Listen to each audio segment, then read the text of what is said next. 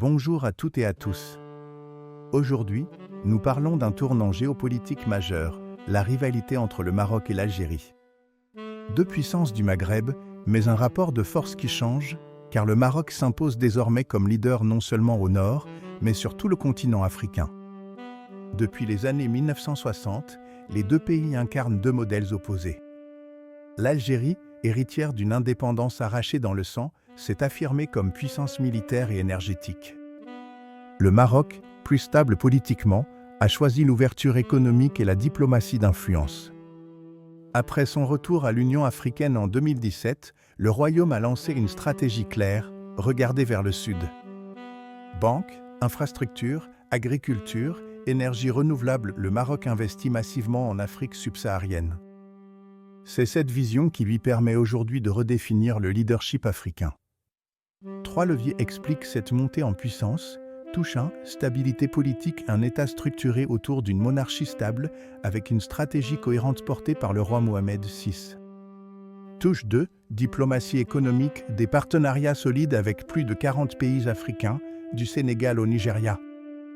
Touche 3, infrastructure et connectivité, Tanger Med, premier port d'Afrique, et Casablanca, première place financière francophone. Pendant ce temps, l'Algérie reste centrée sur sa rente énergétique et peine à diversifier son influence hors de son cadre sécuritaire. La rivalité Maroc-Algérie dépasse désormais la question du Sahara occidental. Elle touche à la place du Maghreb dans la géopolitique africaine. La frontière entre les deux pays est toujours fermée depuis 1994, bloquant tout projet d'union maghrébine. Résultat, le Maroc s'est tourné vers l'Afrique de l'Ouest et le Sahel. Ses entreprises, ses banques et sa diplomatie gagnent du terrain là où l'Algérie était historiquement influente. Cette évolution déplace le centre de gravité du Maghreb vers Rabat et renforce la position du Royaume comme acteur continental.